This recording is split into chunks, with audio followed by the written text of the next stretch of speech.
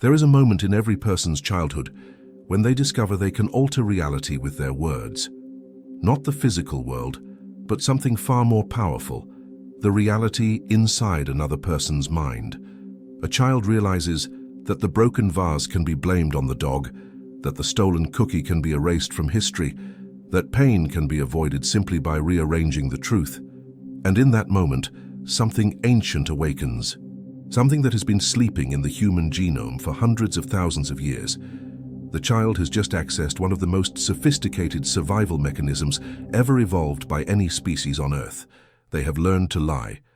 But here is what no one tells you. The instinct to lie did not begin as a moral failing. It did not emerge from weakness or cowardice or malice. It began as something far stranger, far older, and far more necessary. And until you understand where it came from, you will never be free of it. Most people believe lying is a corruption of human nature, a deviation from our authentic selves, but the archaeological record tells a different story. The ability to deceive is not a bug in human consciousness. It is a feature, and it may be the very thing that made us human. To understand why we lie, we must travel back to a time before language, before civilization, before the human mind had even fully formed. We must go back to the moment when our ancestors faced a choice that would determine whether our species survived or perished. And that choice required them to become the most sophisticated liars the animal kingdom had ever produced. 2 million years ago on the African savanna, early hominids were not the apex predators. They were prey. Small groups of proto-humans huddled together in a landscape filled with creatures faster, stronger, and better armed than they were. Leopards hunted them from the trees. Hyenas tracked them across the grasslands. Survival required more than strength. It required something revolutionary. It required the ability to manipulate the perceptions of others. Evolutionary psychologists call this the Machiavellian intelligence hypothesis. The theory suggests that human intelligence did not evolve primarily to solve physical problems or hunt more effectively. It evolved to navigate the treacherous landscape of social relationships. Because in a cooperative species, the most dangerous threat is not the predator outside the group. It is the rival inside it. Here is where the story becomes strange. Our ancestors began to develop what neuroscientists now call theory of mind, the ability to understand that other beings have thoughts, beliefs, and intentions separate from our own.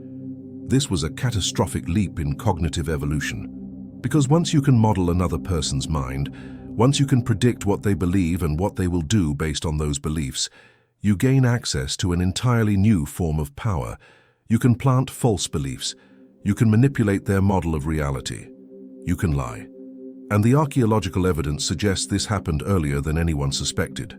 Tools dated to 1.8 million years ago show signs of strategic caching, hiding valuable resources in locations where rivals would not find them. This is not merely hoarding. This is deception. The hider must understand that others are looking, that they have beliefs about where resources might be, and that those beliefs can be deliberately misled. This is lying before language. This is deception encoded in action. The anthropologist Robin Dunbar discovered something remarkable about primate societies. The size of a primate's neocortex, the part of the brain responsible for higher cognition, directly correlates with the size of their social group. But more importantly, it correlates with their capacity for tactical deception. Species that live in larger, more complex social groups have larger brains and engage in more sophisticated lying. Chimpanzees will fake injuries to gain sympathy. Baboons will pretend to see predators to distract rivals from food. But humans took this capacity and weaponized it in ways no other species could match. We did not just lie about immediate threats or resources. We learned to lie about the past, about the future, about things that existed only in our imagination. We learned to lie about our intentions, our feelings, our very identities. And this required a cognitive architecture unlike anything that had existed before. When humans developed language between 100,000 and 50,000 years ago, lying transformed from a survival tactic into a tool of reality construction. The philosopher Friedrich Nietzsche understood this better than almost anyone. He argued that truth itself is a kind of lie, a useful fiction we agree upon to make cooperation possible. He wrote that truths are illusions we have forgotten are illusions. What Nietzsche recognized is that language does not merely describe reality, it creates reality. And once humans possessed language, we could construct elaborate false realities and make others believe in them. We could create gods that did not exist, enemies that posed no real threat, and social hierarchies justified by fabricated stories. Lying became the foundation of culture itself, but here is the paradox that tears at the heart of human psychology. The same mechanism that allowed us to cooperate in larger groups, to build civilizations, to create art and science and philosophy, also made us profoundly unstable. Because a species that can lie to others will inevitably learn to lie to itself. Sigmund Freud called this repression, the mind's ability to hide truths from itself to avoid psychological pain. Carl Jung described the shadow, the parts of ourselves we refuse to acknowledge and project onto others. The psychoanalyst Jacques Lacan argued that the formation of the ego itself is based on a fundamental misrecognition, a lie we tell ourselves about who we are. What all of these thinkers understood is that human consciousness is built on layers of self-deception. We do not experience reality directly. We experience a story we tell ourselves about reality, and that story is edited, filtered, and distorted to protect us from truths we cannot bear. Developmental psychologist Jean Piaget discovered that children begin lying between the ages of 2 and 3, precisely when they develop theory of mind. This is not a coincidence. The capacity to lie and the capacity to understand other minds emerge from the same cognitive mechanism. But here is what disturbs researchers most. Children do not need to be taught to lie. It emerges spontaneously, universally, across every culture ever studied. This suggests lying is not learned behavior. It is instinctual. It is hardwired. Studies using functional MRI scans reveal that when people lie, specific regions of the prefrontal cortex light up, areas associated with executive control and the suppression of automatic responses. Lying requires cognitive effort because it fights against the default state of truth-telling in immediate social contexts. But here is the twist. The more someone lies, the easier it becomes. The neural pathways strengthen. The cognitive load decreases. The brain literally rewires itself to make deception automatic. Neuroscientist Tali Sharot discovered that each lie makes the next one easier because the amygdala, the brain's emotional alarm system, becomes desensitized to the discomfort of dishonesty. We adapt to our own lies. We become comfortable in the false reality we have constructed. This leads to a devastating realization. Most human beings are lying far more than they realize. Psychologist Robert Feldman found that people lie on average 2 to 3 times during a 10-minute conversation. But when participants watched recordings of their own conversations, they were shocked. They had no memory of lying. The lies had become invisible even to themselves. This is because lying serves a function deeper than simple self-interest. It serves the protection of identity. Every human being constructs a narrative about who they are, a self-concept that allows them to navigate the world with psychological coherence. But this self-concept is always, to some degree, fictional. It is an edited highlight reel, a carefully curated story that leaves out the inconvenient truths, the shameful moments, the parts of ourselves we cannot integrate. Psychiatrist Gabor Mate argues that much of human suffering comes from this internal fragmentation, the split between who we pretend to be and who we actually are. We lie to others to protect our reputation, but we lie to ourselves to protect our sanity. The existentialist philosopher Jean-Paul Sartre called this bad faith, the lie we tell ourselves to avoid the terrifying freedom of authentic existence. He argued that human beings are condemned to be free, that we have no fixed essence, no predetermined nature. This freedom is unbearable, so we construct false identities and pretend they are real. We say, I am a lawyer, I am a parent, I am a good person, as if these labels capture some unchanging truth, but these are stories, these are lies, useful lies, necessary lies, but lies nonetheless. And the moment we forget they are lies, we become trapped inside them. This is where the evolutionary mechanism becomes a prison. What began as a survival tool has become the architecture of human suffering. Because when you lie to yourself about who you are, about what you want, about what you feel, you sever the connection between your conscious mind and your deeper self. You create an internal war. The psychologist Alfred Adler understood this profoundly. He argued that much of neurosis stems from the gap between the idealized self-image we present to the world and the vulnerable, flawed reality underneath. We construct a fiction of superiority to compensate for feelings of inferiority. We lie about our strength to hide our weakness. And the more we lie, the more we must defend those lies, which requires more lies, which creates a spiraling fortress of self-deception that becomes our identity. We become prisoners of our own mythology. But the worst part is not that we lie to ourselves. The worst part is that we forget we are lying. The deception becomes so complete that we genuinely believe our own stories. We believe we are kind when we are cruel. We believe we are honest when we are deceptive.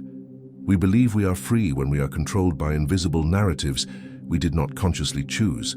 Michel Foucault called these narratives discourse, the invisible structures of power and knowledge that shape what we think is true. We do not create our lies in isolation. We inherit them from culture, from family, from the stories we absorb before we are old enough to question them. And once these stories embed themselves in our psyche, they become transparent. We see through them, not at them. They become the lens through which we interpret everything, and we never think to remove the lens. This is the horrifying elegance of the lying instinct. It does not just distort reality.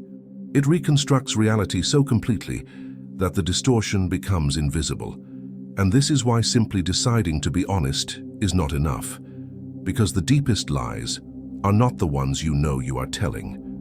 They are the ones you do not know you are telling. The lies that have become your identity. The lies you would defend with your life because you believe they are the truth.